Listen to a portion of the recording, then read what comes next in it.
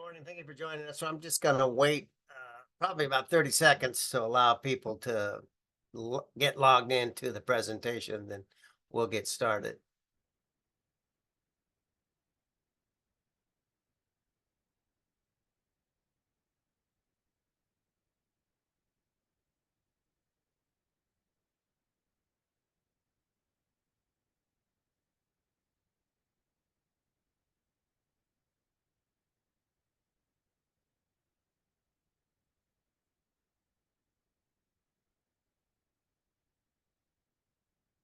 In about 10 more seconds, and then we'll go ahead and get started this morning.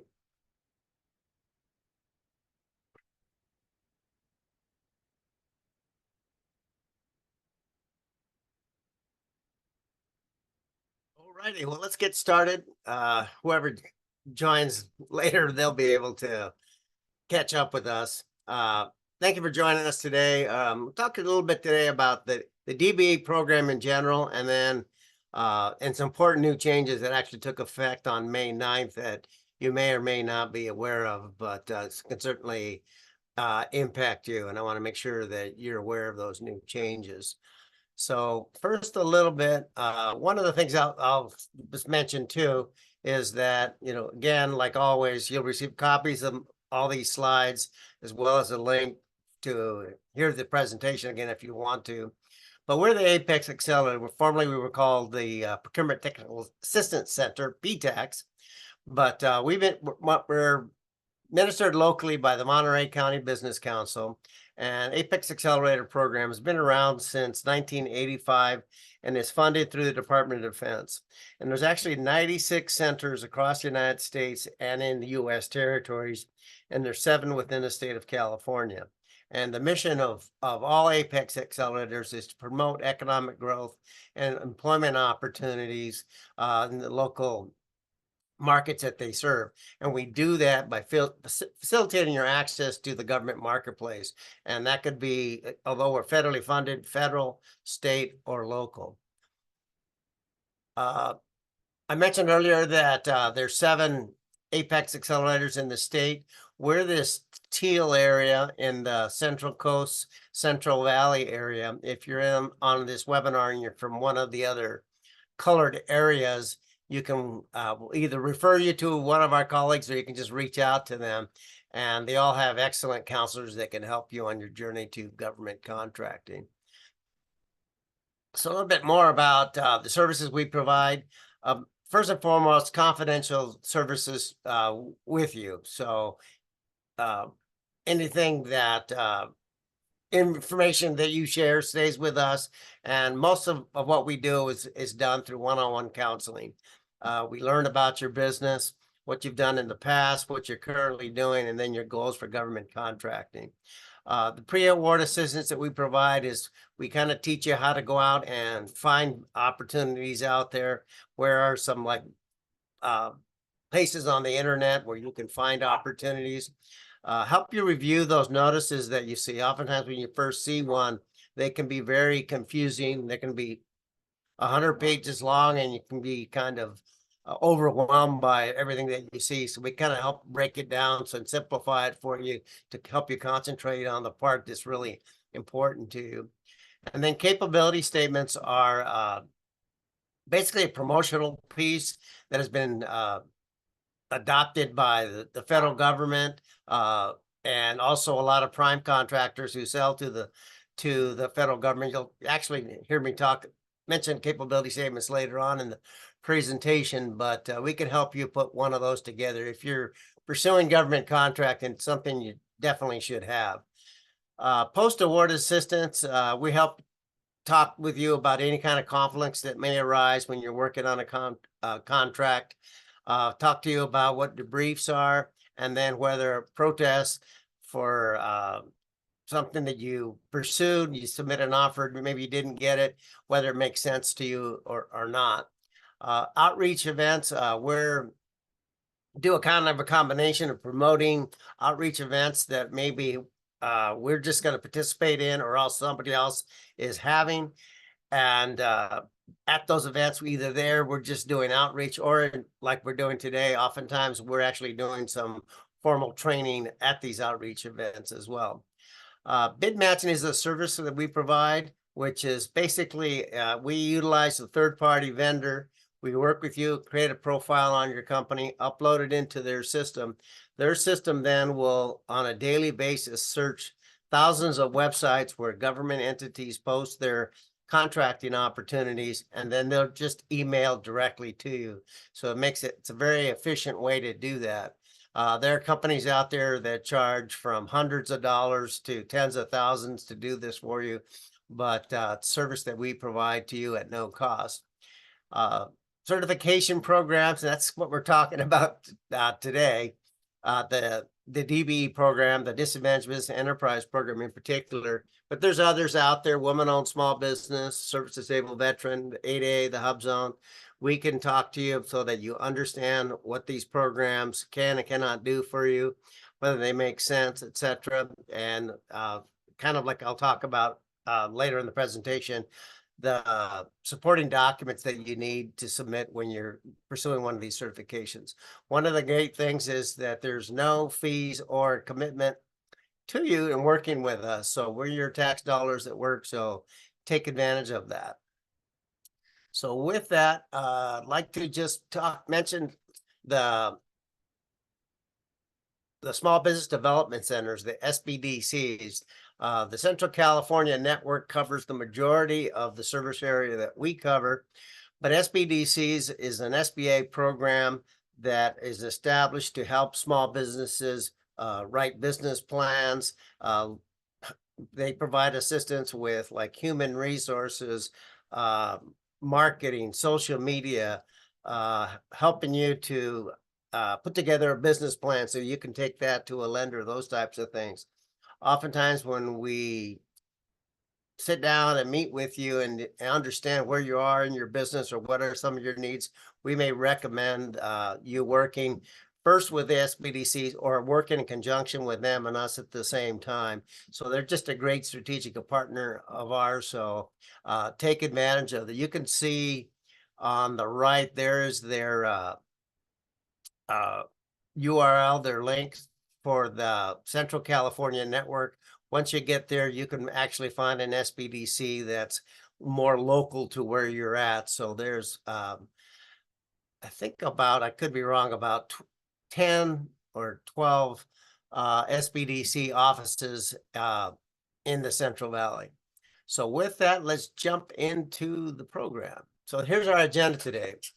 Just first, I'm going to start a little bit with just a background on the Disadvantaged Business Enterprise program, then talk about who must meet DBE goals, the DBE certification, who should get certified, basic requirements, new changes, and then frequently asked questions. And the last one, which is really important, is for you to understand is what certification does and doesn't do.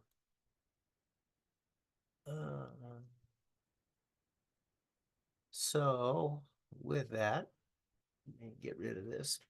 So just a little background on the DBE program. It was signed into law by Ronald Reagan in 1983, so it's been around for decades. And it's actually a U.S. Department of Transportation program.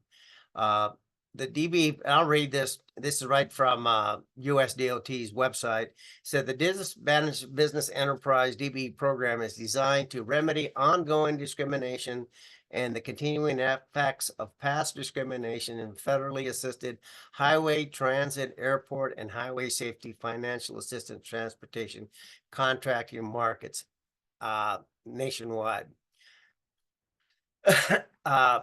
I put this second bullet point here, California Prop 209, just to maybe alleviate some confusion that you may have out there. But in 1996, the voters of the state of California passed an anti-affirmative action law.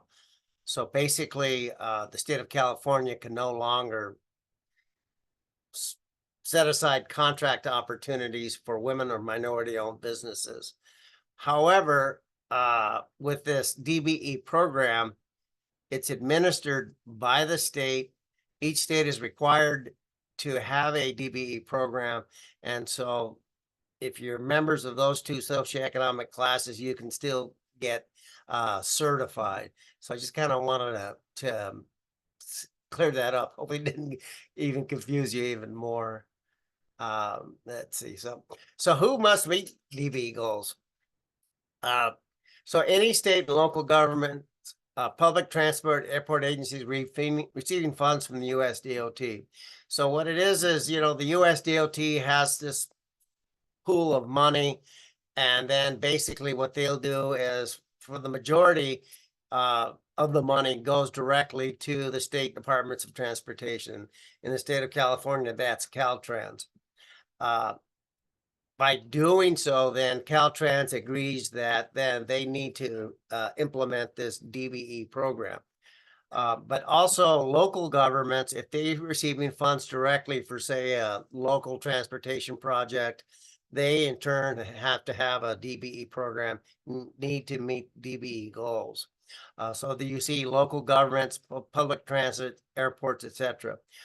The way in which the DBE program works is that the local governments, basically the state or local, etc., they have a goal that they need to meet, but they flow down that goal to the prime contractor. So say Caltrans has a project, and I'll show you in a few other slides.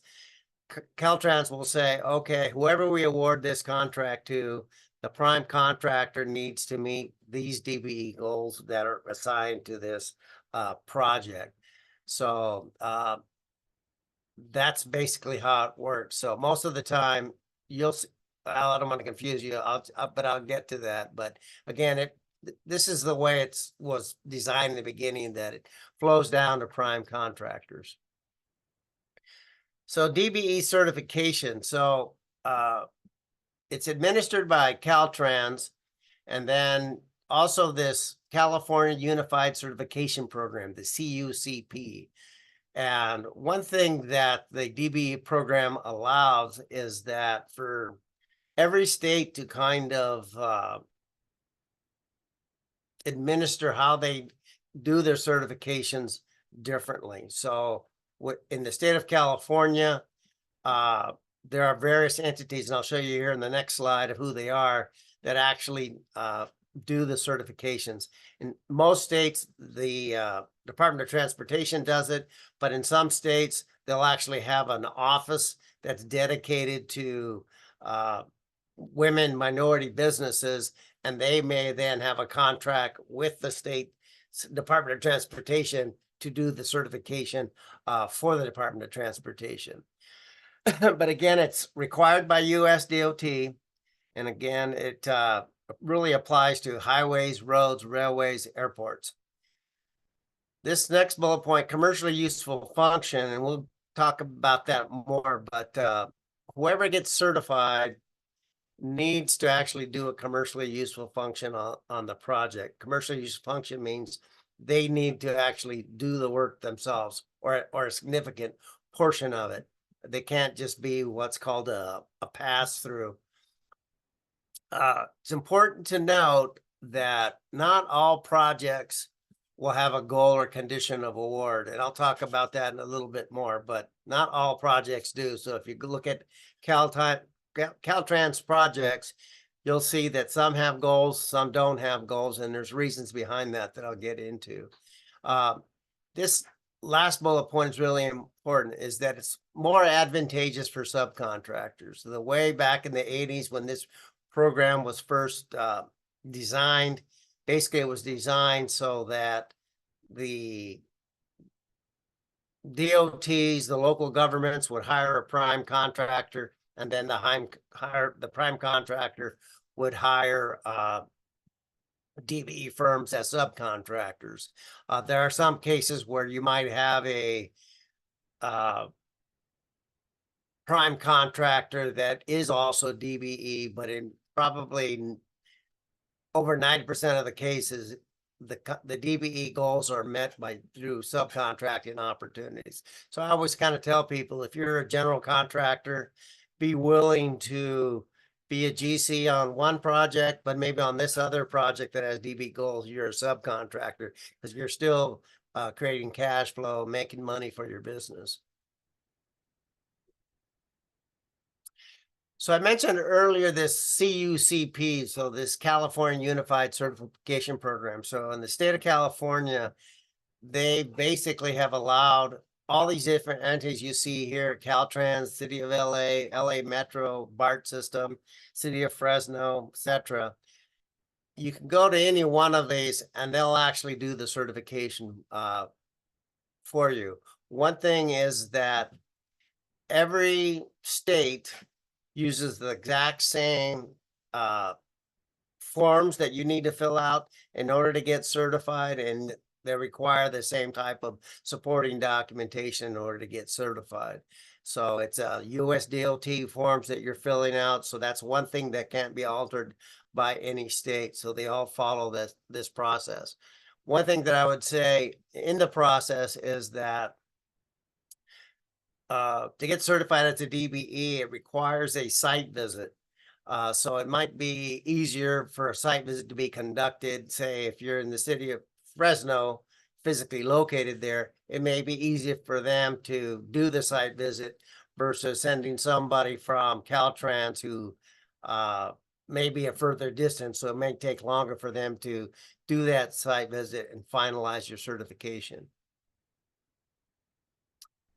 So how are goals met? So I mentioned earlier that not all projects have a goal on them. And so basically what happens is the individuals in public works will basically do a market analysis. They'll look at the project, they'll look at the scopes of work that the project will include, and then they'll go out and look through the DBE database to see, how many companies that are out there that might be able to do the work. There are some parts of the state, as an example, that are very rural, and there's just not very many companies out there. So if there's a project way out in one of these rural areas, there may not be any DBE goal at all, because it would make it very challenging for the prime contractor to actually find DBEs to do the work there. So that's why they'll vary. And so you'll see that the way it works is that the state does have an overall goal that they have to submit to the US DOT, but they can hit that goal any way they want to. So that's why you'll see a variation of the goals. So on one project, it might be 3%, another project, it could be 8%, and another project, 20%, just due to the market analysis that they conduct. Again, the prime contractor is responsible for meeting the goal. So the government agency, you'll see in this the solicitation, the request for proposal, it'll show there that this contract has this, say, as an example, 7% DBE goal on it, and it's a condition of award. So whoever the contractor is has to agree that, yes, as a condition of award, I will meet that goal. Now, there is this last bullet point, good faith effort.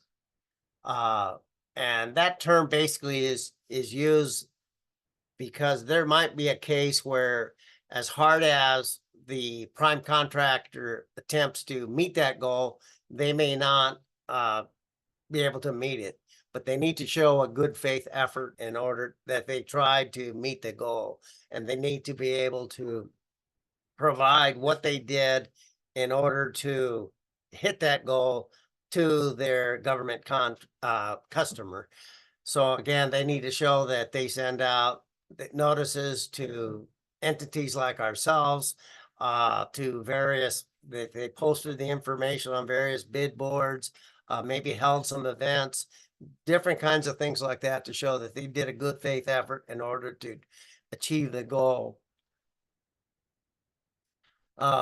So I wanted to show you this. I don't know how well you can see this on your screens, but you can see in this top example here, these are two different contact opportunities with Caltrans. This came right from Caltrans website. But you can see on the top one, they're talking about a coplanar AC and soldier pile retaining wall that needs to be built. They estimate it's going to cost $16,800,000. But you can see that it's got a 21% DBE requirement on this project. So whoever is awarded this contract, they have to meet that goal. Meet that goal. One thing that I want to point out too is you can see here on the right in blue, it says 3 prime contractors looking for help. So those are 3 prime contractors that are doing their good faith effort, basically looking for DBE firms that can be subcontractors on this project. Now, if you look at the one below it, the opportunity, which is a install grinder pump, add changing stations, and stripe ADA parking, you can see this one's a little bit different where it's got goals, but it's a 5% disabled veteran business enterprise requirement, and then small business preference applies, so a 5% SBE requirement. So example up top has a DBE requirement. The example below it does not have a DBE, but it does have a disabled veteran business enterprise requirement. So make sure that you kind of understand the difference of those. But it just illustrates that, you know, again, not every project will have a DBE goal on it.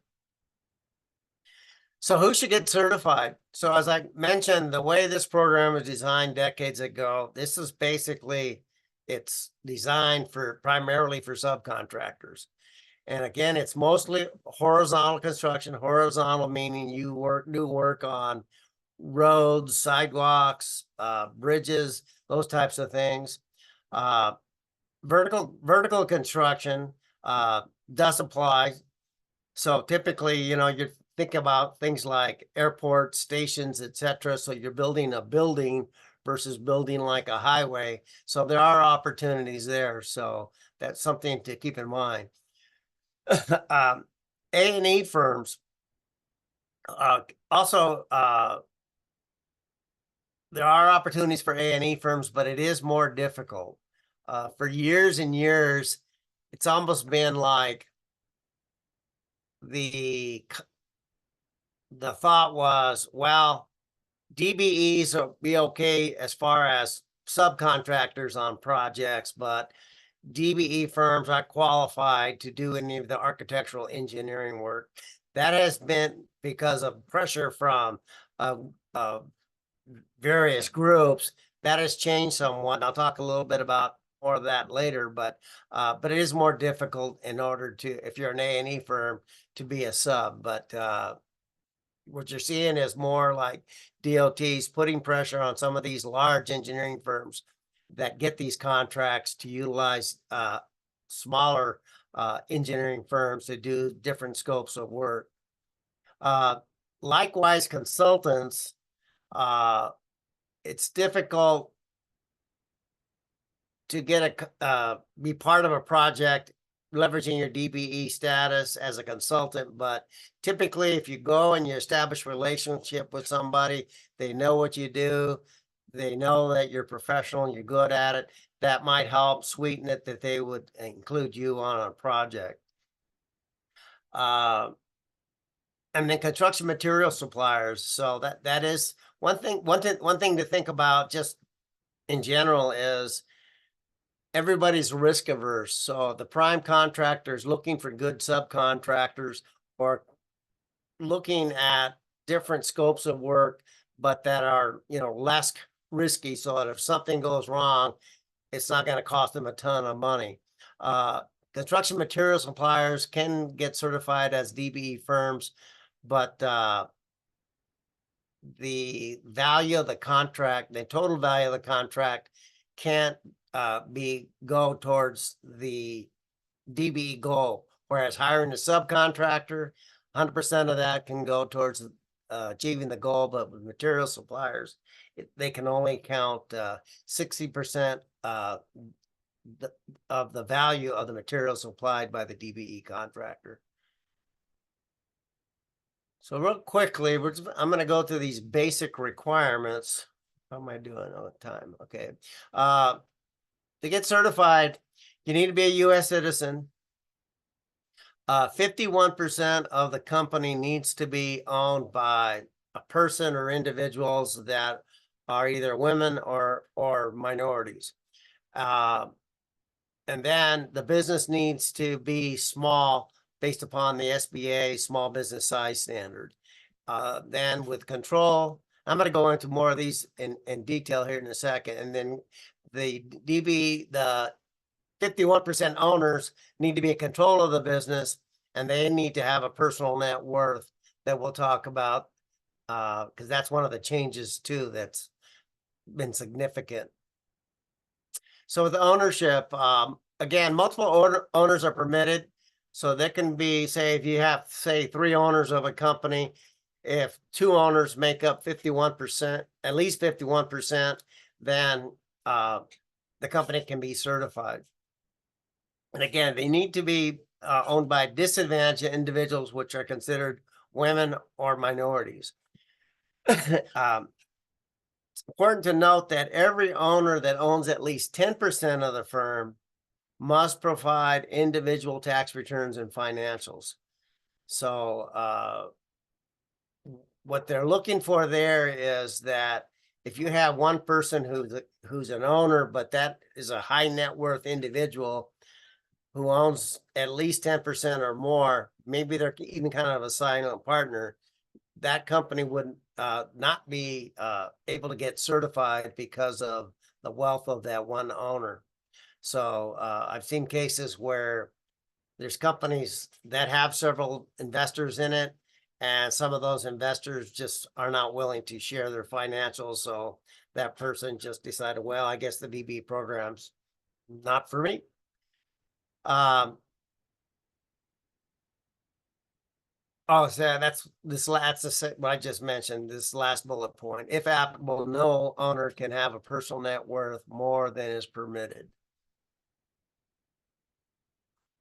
So I want to cover this real quickly. These are the eligible minority groups. And on the first one, it says African American. And sometimes we call that Black Americans, whatever the term, but African American only, you can see down at the bottom, it says includes sub-Saharan countries only. So if somebody is from Africa, but if they're from Morocco, Libya, Egypt, that doesn't count. So keep that in mind. And then likewise with Asian American, it only really applies to Korea, Japan, India, goes to Pakistan, and there it stops. And then so there's a list, but if you're not sure, you can always ask us whether the country that maybe you're from counts or not. But basically, if it's any kind of Middle Eastern country, anything that's kind of the former Soviet Republic, don't count within those groups. So let's talk about this control. So this is really important. Again, you can have a disadvantaged and a non-disadvantaged person owning the company jointly.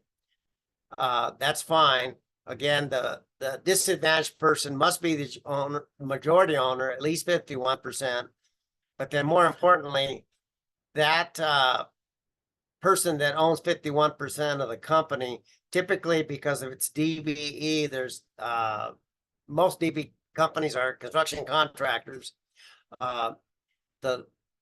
Any license required to operate the business, but it must be in the name of the disadvantaged individual.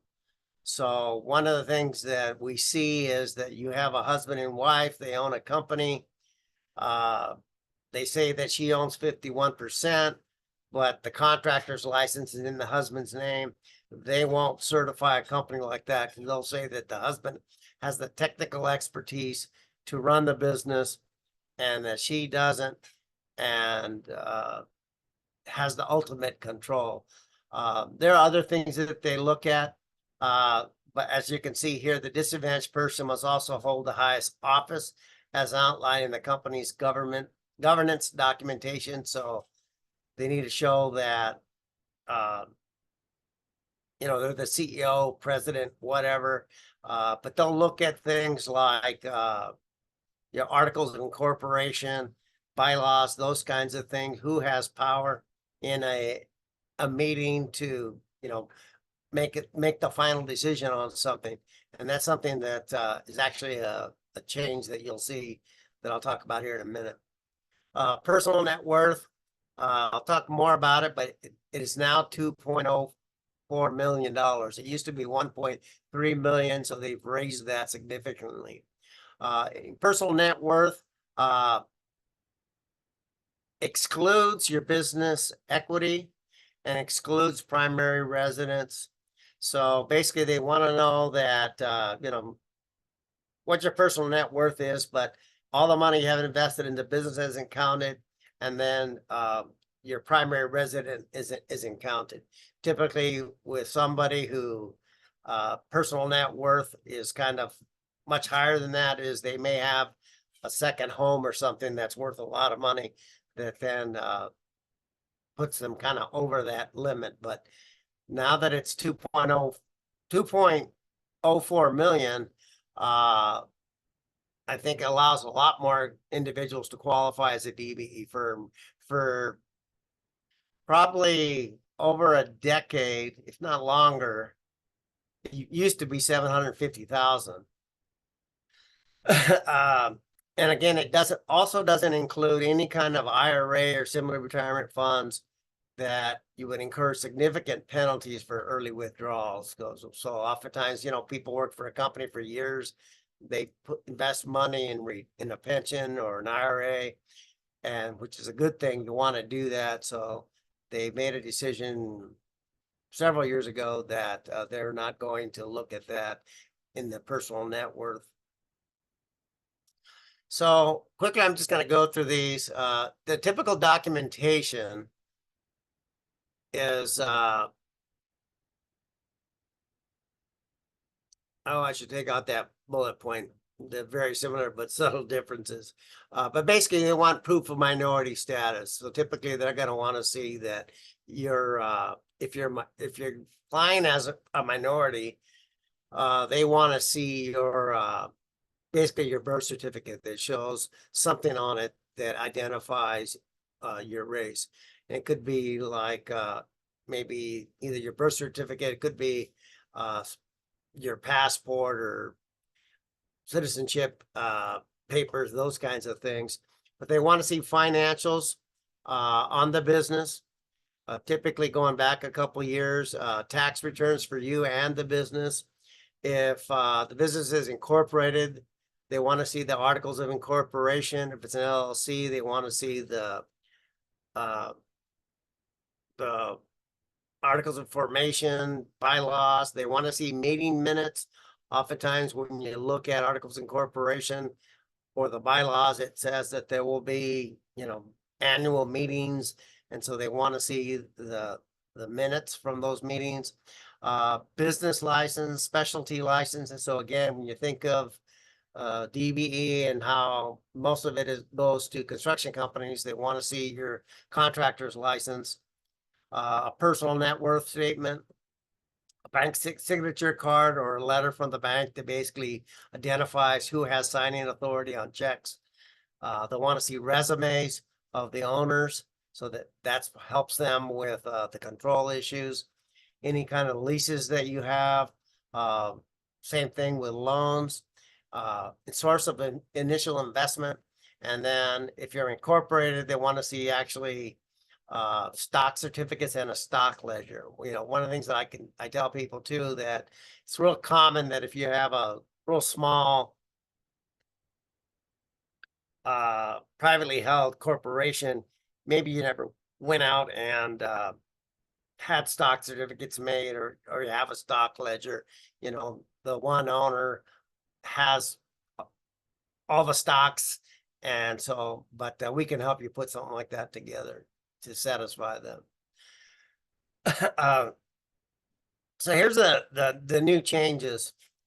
And this is really important. So no straw man. So that's what I mentioned earlier about they use the term straw man or pass through. One of the things that USD found is that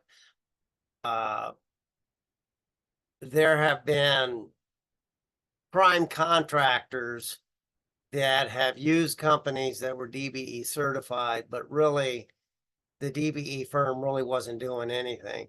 They were just basically the DBE firm would get another company to do all the work. The contract would the prime would pay the DBE firm. The DBE firm would take a small percentage for that and then give the rest. So they're kind of cracking down on that practice. They're saying that the DBE firm must perform at least 30% of the work in their subcontract. The other thing similar to this, I've seen that companies have, prime contractors have done is that they've awarded contracts to a DBE firm, knowing that the DBE firm really doesn't have the experience to do the work. So then what the company, the prime contractor will do is say, oh, we found out they can't do the work, so we decided we're going to self-perform that ourselves. So DOT across the country are starting to kind of crack down on that kind of activity. The next one is big, is that there's easier reciprocity among states. The way USDT operated this DB program for, again, decades, is that there was just way too much flexibility in it. So if you were in one state and you wanted to go do work in another state, there was no set policy on how your certification could be transferred. So in some states' case, it'd be that you have to get certified where your headquarters is at first and foremost. But then if you want to go to a different state, some cases the other state would say, well, just send us a copy of your certificate and then we'll go ahead and issue you one for our state. But in other cases, some states were saying, well, we don't trust your home state's certification process, so we want you to submit all that documentation that you submitted to them. We want you to submit it to us, and then we'll go through it all and then determine whether we'll certify you or not. So they've done away with that process. So now it's uniform across all the states where you get certified at your home state, and then any other state that you want to get certified in, they just basically want to see the certificate or a screenshot from the state's, your home state's website that shows that you're certified in good standing. So that's a great thing for small businesses. I mentioned this one earlier, is higher personal net worth. Again, it used to be 1.3 million, and now it's $2.04 million. So that's big. I think that will actually allow other DBE firms to actually, who maybe in the past didn't qualify because their net worth was a little too high, to maybe now go ahead and get certified as a DBE. Outside employment. And it used to be that if you had a job outside of running your business, it was really looked down upon that, you know, how could you be doing both of those things at the same time? They've kind of relaxed that a little bit because they want to just see, okay, what is that outside employment? How much time does that take out of your day? So that does it really affect you managing your DBE business? So that now, again, it's not a deal breaker like it was in the past, and they're allowing it. But again, they'll take a look at it. This last one is a big new change, is the business must be operational. What that means is, it used to be in the past that you could start your business today and you could go tomorrow and apply for certification and get it. But now what they're saying is that you need to show that if you were awarded a contract, you have the ability to do the work. So again, that means that, do you have the personnel? Do you have the equipment? All those kinds of things in order to do the work. So it's kind of a gray area, how do you really prove that? But in most cases, what they're looking for is, and the idea behind this is that you're a business, you've been working in the private sector doing this kind of work, and maybe even you've done it on government jobs, but you never even considered getting a DBE to make yourself more attractive as a business. So that way you transition into doing that. But in the past, again, I've seen a lot of companies where start the business one day and go after all these certifications, and that is no longer really going to be, it's going to be scrutinized more. Let's just put it that way. So again, here's continue on with some of these new changes. I mentioned the reciprocity among states already. I apologize for that. But design build projects. In a design build project, a contract is awarded to the prime contractor who's going to design the project and then build the project. But one of the things is that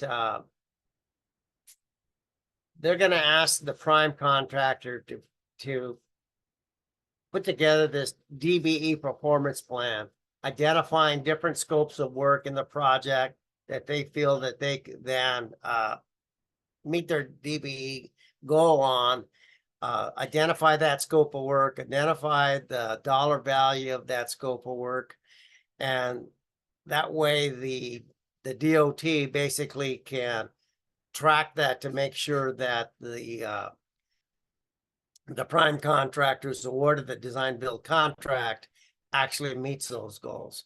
In the past, it's been too easy for a design build contract to be awarded, and once it's awarded, the DB basically goals just kind of have gone out the windows.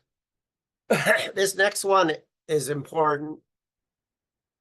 Curative measures. And what does that mean? They're allowing the certifying entities to be a little bit more flexible in when they review something, to allow the applicant to fix something in order to get certified. So a good example of that might be somebody goes and gets incorporated, and maybe what they do is they go to LegalZoom.com and get some incorporation documents, and then they're incorporated.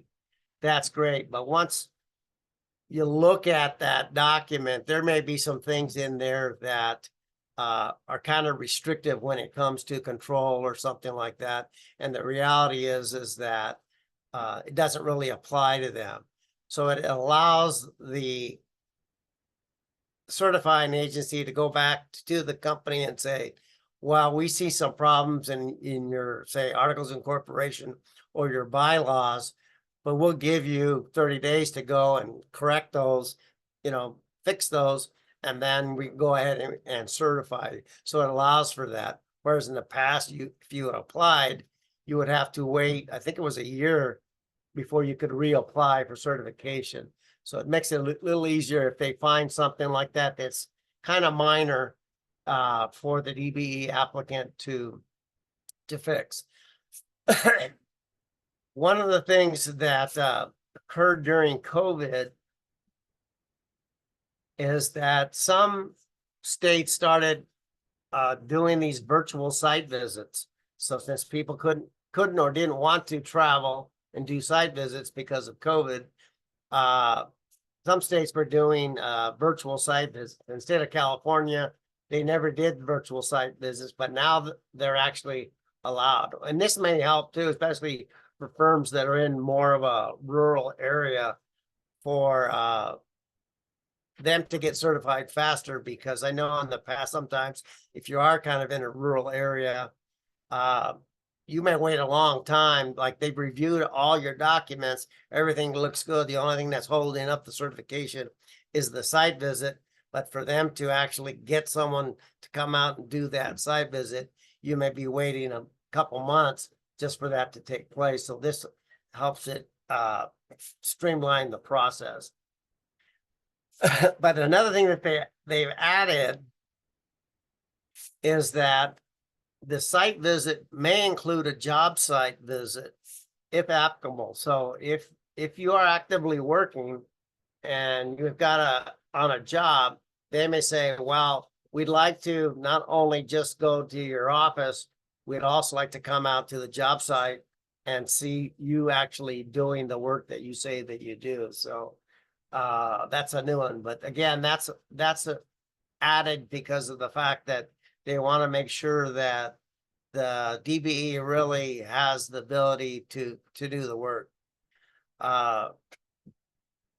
This last one actually really applies to the prime contractors that are required to meet the DBE goals, is that there's stronger monitoring by the departments of transportation of those primes that are required to meet those DBE goals. And then by doing that, they're also paying more attention to the prompt payment requirements in the contract. You know, a lot of these primes are notorious for holding up payments to their small business subcontractors. So the state has more ability now to kind of enforce that. We'll see how that goes, but I'll kind of more believe this will last one when I see it, as far as the primes really trying to pay their subs quicker. So with that, this slide here, this rebuttable presumption, I wanted to bring this up because there's some pending court decisions. As you may or may not know, the U.S. Supreme Court basically, when it came to university school admissions, knocked down affirmative action programs. And so then likewise, there's a couple cases here for the SBA 8A program, which is real similar. You get certified. There's this Ultima Services Corp versus U.S. Department of Agriculture, where basically a lower court made a decision that it was unconstitutional the way the SBA basically said, well, if you're a woman-owned business or a minority-owned business, you automatically can get into the 8A program. And so now it's still in the courts. I'm sure at some point we'll end up in the Supreme Court where a final decision will be made. But the SBA had a scramble, and what companies needed to do that were already certified for the program is that they needed to submit narrative statements of disadvantage, basically describing how they were discriminated against that hurt their careers or hurt them in business, etc. So likewise, with the DBE program, there's this company, Mid-America, is suing the U.S. Department of Transportation based upon the same notion of this rebuttable presumption of saying that the way the DBE program works, if you're a woman or minority, you can automatically be a participant in it. And they're saying that that's unconstitutional. So we'll see where that ends up. But again, both of these cases could be in the court system for 10 years before a final decision will be made. But I just kind of wanted to bring that to your attention. So about close to wrapping this up, and then I'll take any questions that you may have. But here's some frequently asked questions. People ask, how long does it take to get certified? The answer to that is it just depends. You saw that long list of supporting documents that I presented. So you're busy running your business. So by the it may take you some time to go out and, find your birth certificate here, get personal tax returns, company tax returns, financials. Again, you may need to get a letter from the bank saying who has authority to write checks. So that stuff can take time. Once you submit your package, typically it takes anywhere from say 60 to 90 days, but it could take longer. One of the things that with these new changes too, they basically are saying that the certification should take place in 60 days once you submitted a complete application, because it's real common that someone will submit a bunch of documents to the certifying agency, but then they're missing a couple things. So then there's some back and forth, which takes more time. So basically, the clock doesn't start ticking until all the documents that they asked for have been received. So they've got 60 days in which to do that. But then now they're saying too that there's an opportunity for them to extend it another 30 days. Well, this is a good one. What percentage of ethnicity do I need to qualify as minority? So if one of your grandparents belongs to an ethnic group, then you're considered part of that ethnic group. So, so I mentioned like you proving that you're part of an ethnic group. Part of the way they do that is by looking at birth certificates. Your birth certificate, depending on when and where you're born, may not even have any kind of indication on it of race on it. So you may have to go to say one of your parents' birth certificates that might have that information. So that's how they determine that. That's why, how long does it take? Well, if you're having to dig up and find like your parents' birth certificate, it takes even longer to do something like that. So I know certainly in my case, I don't have copies of my parents' birth certificates. Do you have to be in business for a certain length of time? That's kind of a gray area, but I did mention that in the past, it used to be you could start your business today and go get certified tomorrow, but now they're saying you need to show them, and I don't know how, they haven't defined what it is that you need to provide them to show that you can basically be given a contract right away. Certainly there are companies out there or individuals out there who maybe you run somebody else's company for 20 years and decided, I'm going to start my own business. You've got resources, you've got people that you hired, you've got the knowledge, etc. So maybe you haven't have any contracts under your belt, but certainly if you're given one, you have the knowledge and the ability to go out and execute on that contract right away. So again, that one's going to be kind of a gray area, but that's kind of one thing that I kind of recommend people just in general who seeking our services of selling to the government is typically you want to show that you're successful at selling to the private sector first and then transition into selling your products or services to a government. Do you recommend paying someone to prepare my application? Answer is no. There's people out there that will charge you to do that, but the work is in gathering all those documents, and you have all those. If you pay somebody, they're going to need you to go out and gather all those things. All they're going to do with it is scan them and then maybe upload it into the system. And why pay somebody to do that? So no, you don't have to do that. Is there a fee for certification? The answer is no. There's no fee for getting certified as a DBE.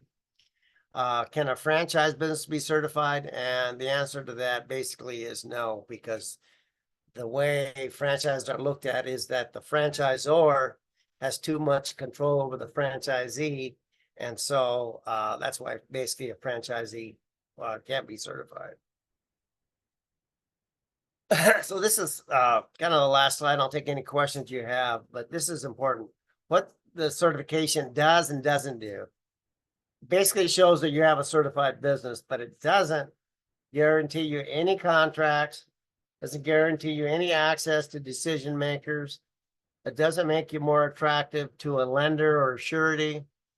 And it doesn't guarantee if you get one certification that you qualify for others. And that is just because there's different analysts that look at these things. So if you get certified as a DBE, doesn't automatically mean that you can go out and get like a AA certification or some other certification. Takeaways. Oh, so takeaways have a capability statement. So at the very beginning, I mentioned capability statement.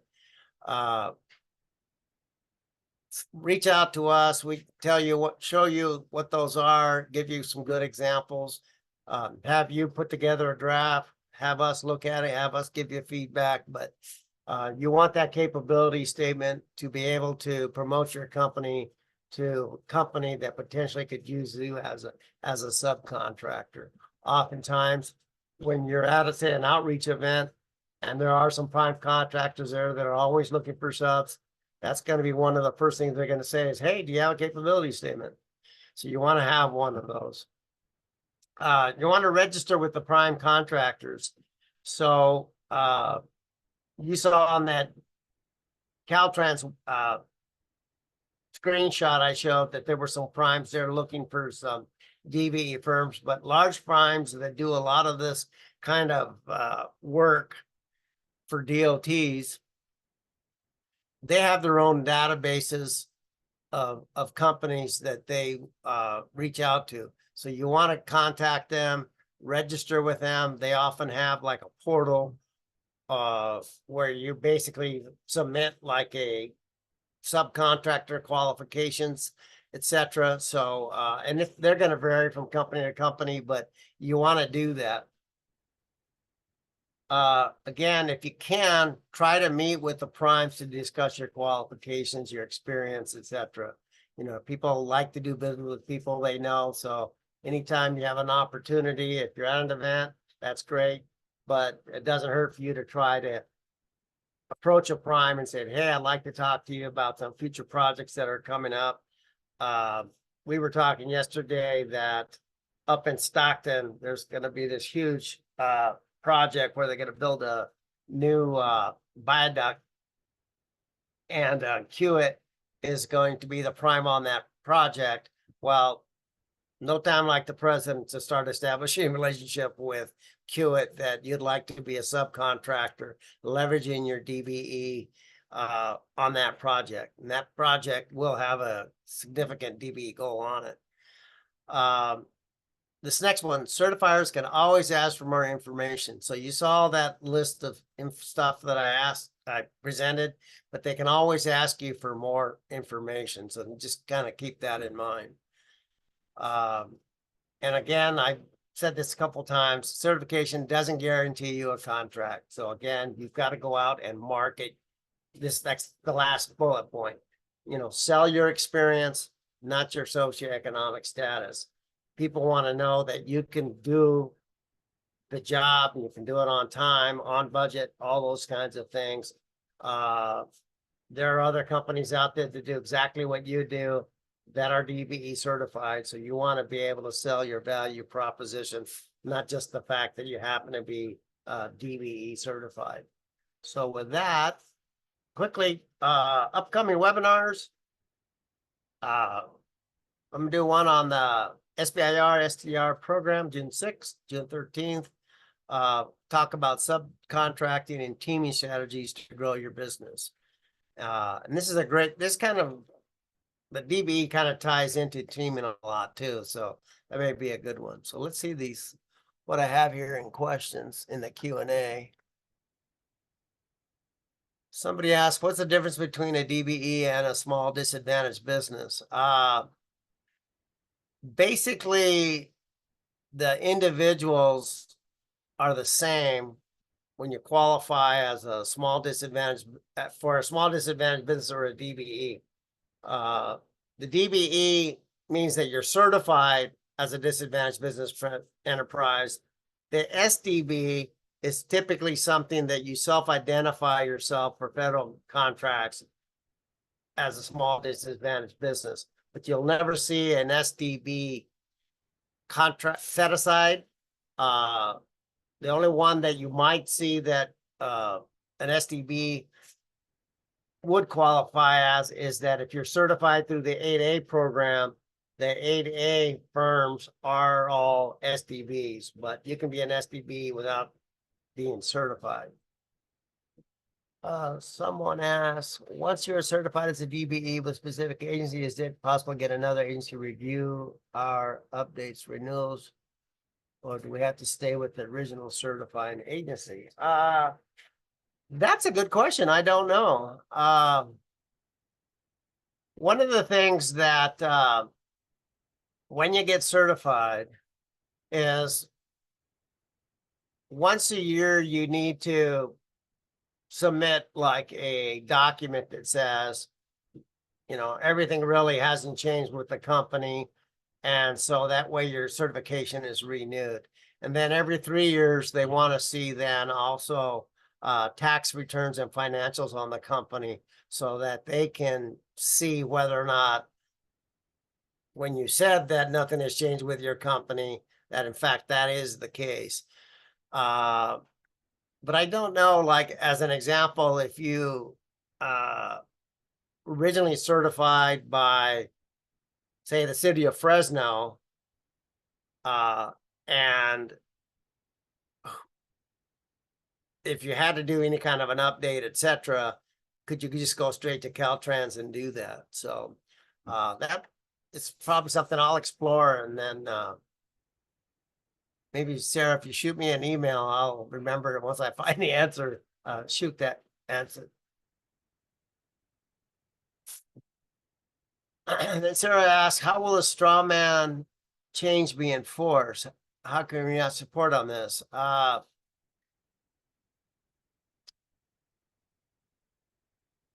Basically what happens with this straw man stuff is that the agencies will actually send somebody out to job sites and expect to see your employees out there doing the work. Now, if they go out there to do that visit and they see a bunch of people that are not employees of your company doing the work that you're supposed to be doing, that creates a red flag for them. And then they start going and talking to people and asking questions, etc., and sort of basically start an investigation of why your crew isn't there, you know.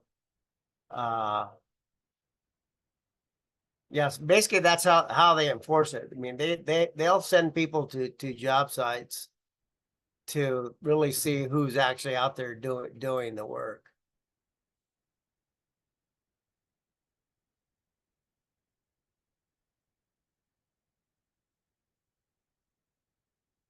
And I don't have any kind of information either, like how much of this is happening in say the state of California. I mean, this is across the United States, and people come up with all kinds of schemes on how to try to con the system, etc. But